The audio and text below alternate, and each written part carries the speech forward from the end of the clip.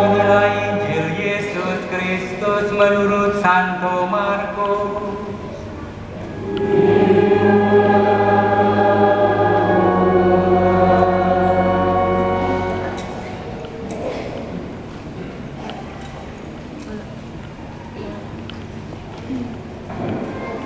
Pada suatu hari, Yesus yang telah bangkit dari antara orang mati menampilkan diri kepada ke-11 murid dan berkata kepada mereka, "Pergilah ke seluruh dunia, beritakanlah Injil kepada segala makhluk.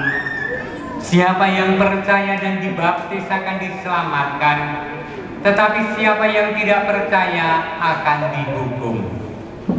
Tanda-tanda ini akan menyertai orang-orang yang percaya. Mereka akan mengusir setan-setan demi namaku. Mereka akan berbicara dalam bahasa-bahasa yang baru bagi mereka. Mereka akan memegang ular, dan sekalipun minum racun maut, mereka tidak akan mendapat celaka. Mereka akan meletakkan tangannya atas orang sakit, dan orang itu akan sembuh." Sesudah berbicara demikian kepada mereka, terangkatlah Yesus ke surga, lalu duduk di sebelah kanan Allah. Maka berkira para murid memberitakan Injil ke segala penjuru, dan Tuhan turut bekerja dan meneguhkan firman itu dengan tanda-tanda yang menyertainya. Demikianlah Injil Tuhan.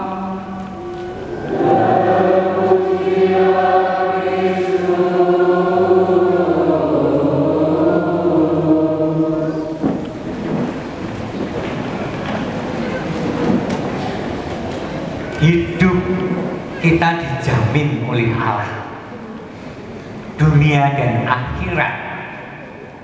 Kita meletakkan masa depan kita pada kuat kuasa Allah, itu jelas. Bukan hanya jaminan sesudah mati, tetapi juga jaminan hidup sehari-hari. Jaminan itu adalah soal kebahagiaan hidup, bukan soal berlimpahnya materi atau segala sesuatu menurut ukuran dunia, bukan. Tetapi sukacita yang datang dari dalam hati karena dipenuhi oleh Allah yang sangat mencintai kita. Amin. Itulah Paskah, itulah diri kita, itulah jati diri seorang Kristiani, sukacita karena dipenuhi oleh cinta Allah. Dan hari ini kalau kita merayakan Tuhan Yesus yang naik ke surga, apa yang pantas kita renungkan dan apa yang membuat kita lebih bersukacita? Karena melengkapi kebangkitan yang mengalahkan kematian, yang membangkitkan semangat, yang menjanjikan hidup surgawi, hari ini menjadi begitu nyata. Tuhan Yesus sendiri sesudah bangkit dari antara orang mati, naik ke surga dan duduk di sebelah kanan Bapa. Tuhan Yesus yang mengenal kita, yang mencintai kita sedemikian habis-habisnya dengan mengorbankan nyawanya untuk sahabat-sahabatnya, untuk kita semua, sekarang ini naik ke surga dan duduk di sebelah kanan Allah Bapa. Itulah sukacita, itulah jati diri juga seorang Kristiani. Maka menjadi Katolik itu pede, percaya diri. Kenapa? Karena dicintai oleh Allah sepenuh-penuhnya. Bukan orang yang minder, bukan orang yang menyembunyikan iman, bukan orang yang aku beda. Enggak, aku berbeda karena aku Katolik, karena aku penderita Gusti Yesus. Jadi aku memang berbeda. Maka jangan pernah saudari-saudara, walaupun Anda itu menjadi minoritas di lingkungan keluarga, minoritas di tengah masyarakat, kemudian Anda merasa bahwa aku tidak layak, aku kecil, aku kalah. Enggak. Menjadi Kristiani adalah pilihan. Tetapi saya bukan pilihan, romo saya sejak kecil kok dibaptis oleh bapak ibu saya. Iya, tapi sekarang kamu sudah 18 tahun, kamu boleh memilih. Nyatanya kamu memilih Kristen, memilih Katolik. Pilihanmu, banggakanlah itu. tunjukkanlah itu bahwa memang saya memilih dan saya bangga akan pilihan saya. Ya, anak-anak muda, anak-anak remaja, banggalah dengan pilihanmu itu. Saya Katolik, tetapi beda dengan aku, nggak apa-apa. Tapi aku Katolik, hebat sekali, bangga. Nah, saudara-saudara, kebanggaan yang lain adalah ini yang ingin saya katakan sebagai homili hari ini.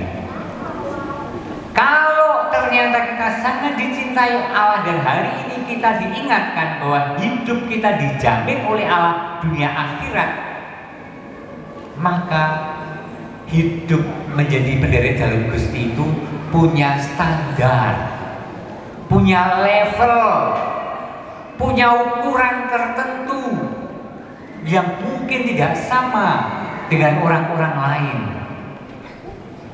Dan hebatnya, standar itu diakui juga oleh orang-orang lain. Katakanlah begini, orang Katolik itu tidak bisa cerai satu dan selama hidup. Apa yang terjadi ketika orang Katolik sidang pengadilan negeri, hakimnya tidak pernah memanggil romonya untuk memberi kesaksian karena kesimpulan jelas romonya tidak akan memberi kesaksian tentang perkawinan, tentang perceraian, karena gereja tidak menyetujui perceraian. Standar kan? Ada standar sampai orang lain nggak akan memanggil romonya. Ada surat panggilan pengadilan untuk saudara ini karena harus memberi kesaksian. Orang tak hitung, jauh lebih berharga janji imamat dan pembelaan pada mereka yang akan diceraikan sebagai korban daripada soal-soal kesaksian. Dan mereka paham pengadilan tidak akan kalau seperti itu. Oke, itu standar yang diakui oleh orang lain. Ada orang cerita, bukan orang Katolik cerita, tapi tahu bahwa saya Romo tetangga saya itu rame terus tiap hari, padahal mereka itu Katolik. Padahal loh, ya kan rame wae padu don. Orang itu yang Katolik ini menurut ukuran umum, menurut ukuran bukan orang Katolik loh. Padahal mereka itu Katolik. Artinya, nek gue kurang popo Romo janjane nek gue jenengan orang itu aku yo ngerti. Nek wong Katolik itu orang itu padu. Loh, ono ukuran ya. Ada standar di dalam hidup ini. Ada standar. Seorang anak bercerita tentang teman-temannya di kelas dan menceritakan satu orang yang sangat nakal dan hobi ngepek dan pinter nek ngepek, menyontek. Lalu tambahnya belakang, padahal teman saya itu Katolik loh. Kok padahal nek Katolik?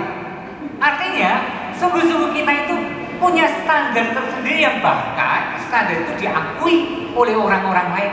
Nek wong Katolik kuwi mesti orang ngono. Saya masih ingat toko bangunan yang sangat besar, Haji.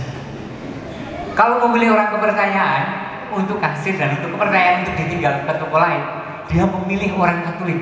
Tak tahu lu ngopo Pak? Dengan bangga saya bertanya kan, lu ngopo Pak? Dengan kok tidak milih orang Katolik? Bukan Romo, nek orang Katolik ini umumnya jujur, umumnya bisa dipercaya.